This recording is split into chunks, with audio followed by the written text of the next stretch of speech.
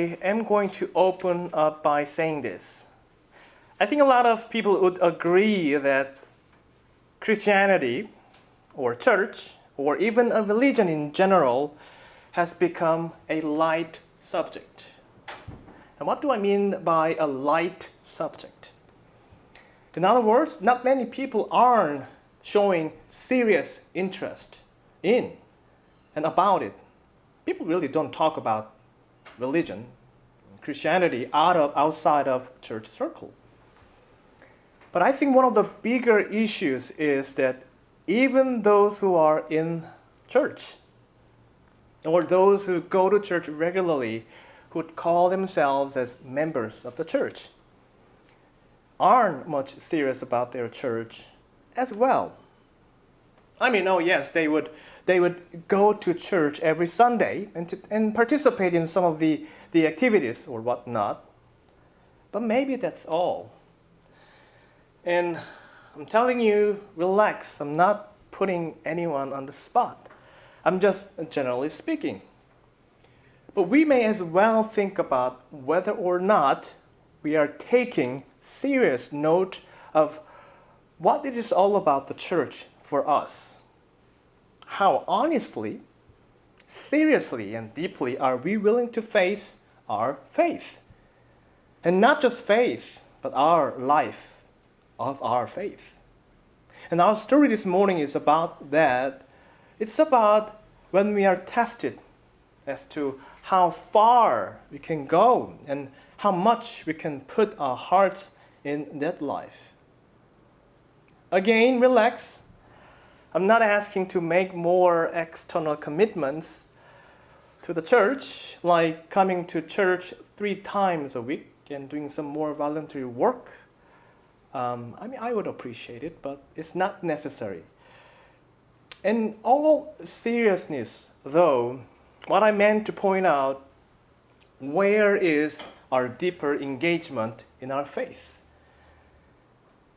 and in the life that we lead according to it?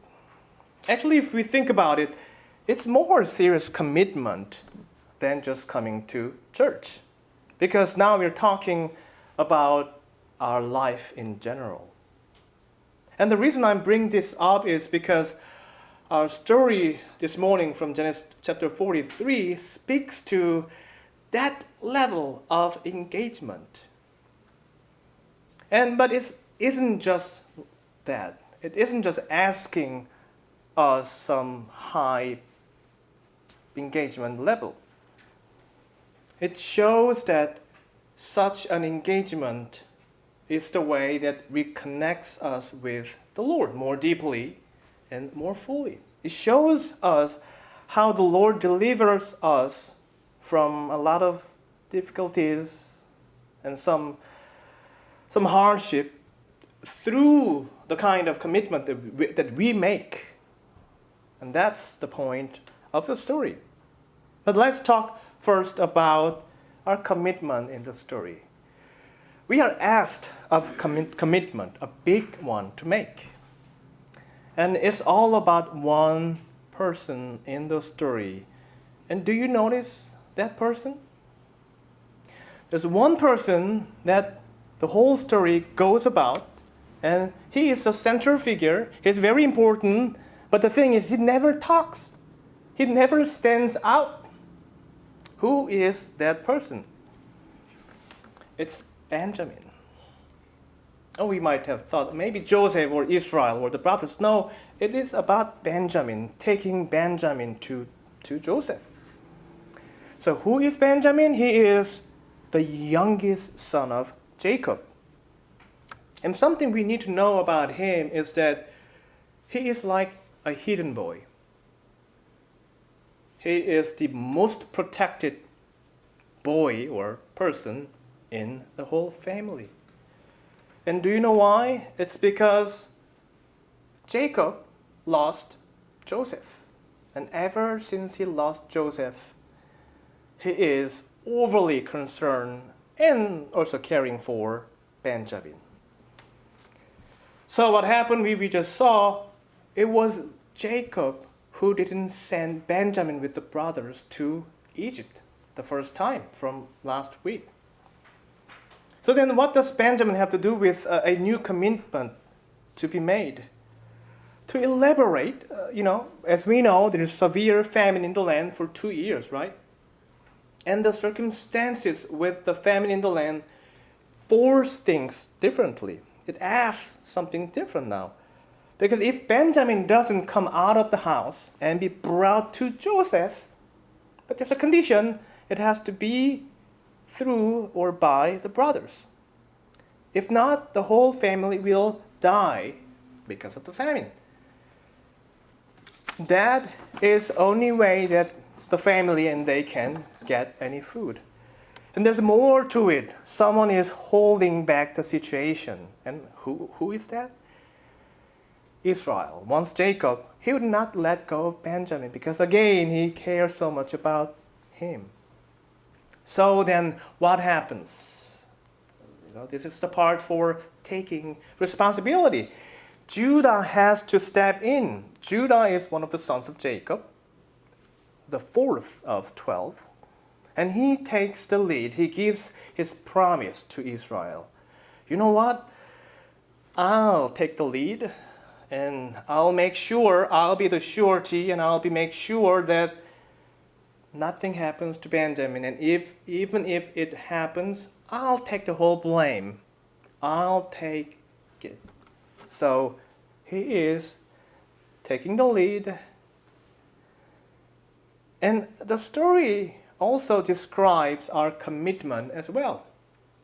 It's an ask or a calling from the Lord for us to be more willing to be sincere and serious about the faith we have.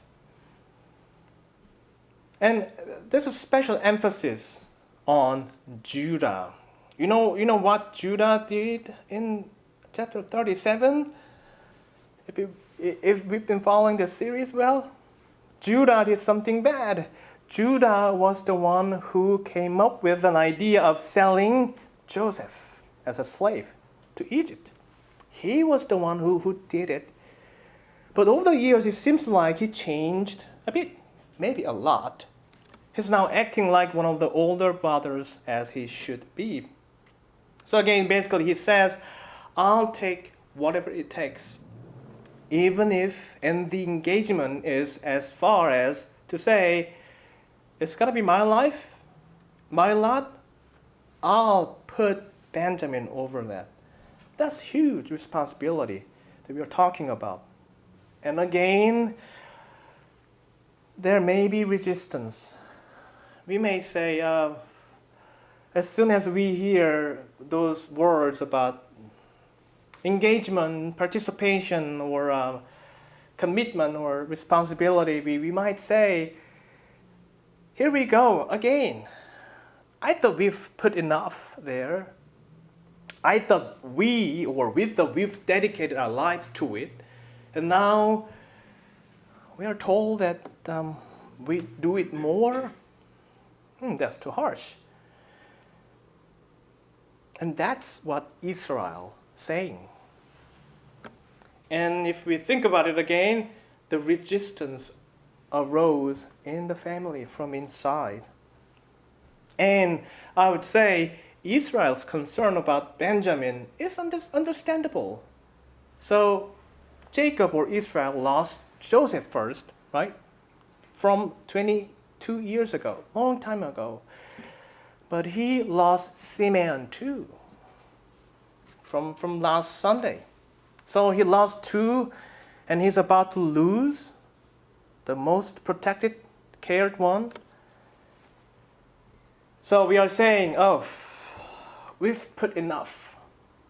No more from us. I am done. But the Lord asked this so that we can live and not die. As we've looked already, there is severe famine in the land, which has lasted for 2 years, and it doesn't look good. And here is a real deal. It isn't because we have too much time to spend or too much energy to burn We are busy with schools and some business and life circumstances. I know we are busy. But the reason we are asked is so that we may not die of famine and hunger, spiritually speaking. Famine and our consequent death from hunger, in a spiritual sense, in the world, represents or symbolizes a time when there isn't anything enough that nourish our minds. Speaking of hunger and spiritual nourishment, there must be spiritual food for our hearts and our minds too. Without it, we can't really remain in clear thought, healthy attitude, and affection for what is truly good. It may not strike us that way all at once, but slowly it can drain us. It can drain us or separate us from good thoughts flowing from the Lord. And we may end up getting and receiving all the cheap, pessimistic thoughts that don't nourish our minds, but actually harass us, putting us into doubts and negativity about life. And in that, we may see what famine in the story looks like for us.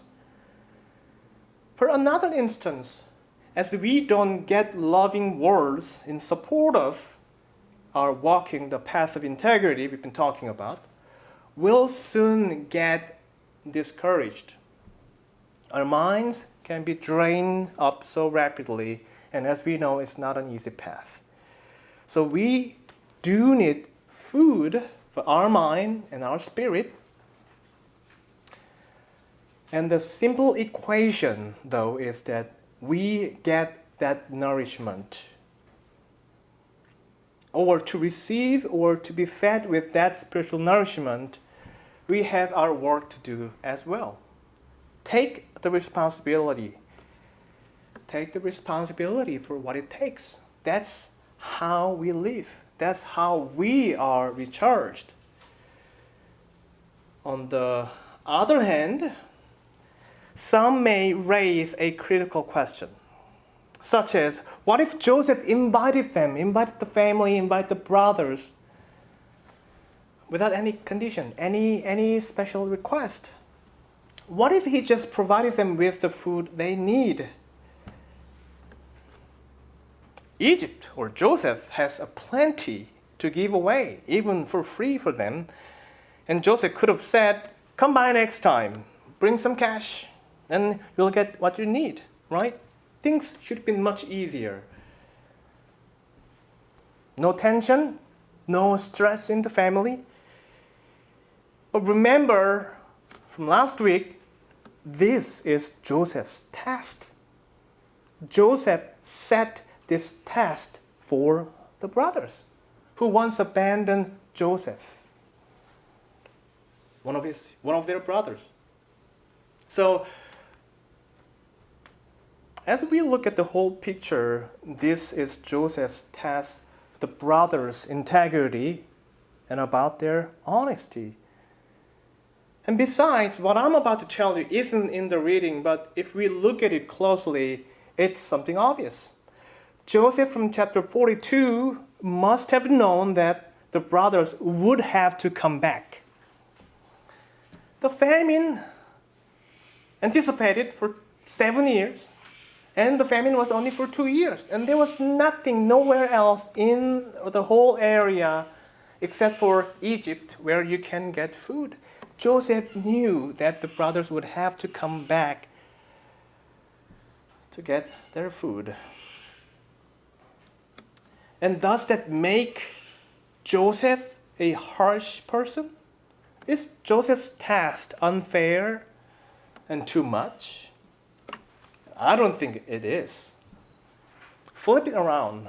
Joseph asked was not complicated. Just bring your brother too. I don't think that's a complicated, push. Basically what he says, prove that you're honest. Prove that you're not lying. So as long as they take Benjamin, things are fine. That's the only responsibility that they are asked to take. And Joseph is trying to see the way that his family can be reunited in the right way. He's seeing more than just food. He's seeing beyond that. He's imagining that finally the whole family can be reunited in the right way. So, behind the seemingly harsh test, Joseph is waiting for the brothers and the family with mercy, love, and an offer of forgiveness and the reunion and other many things. So, I opened up by saying that people these days aren't really serious about Christianity, church, or religion in general.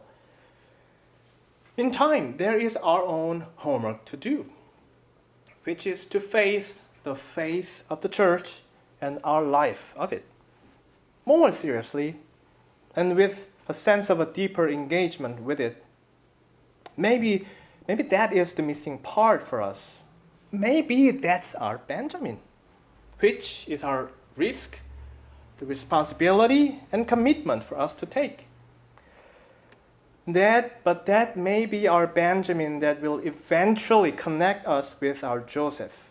So our commitment to the life of our faith in the Lord and in the church, likewise, is how we bring about broken pieces of our life together, spiritually speaking as well. And that's how we live.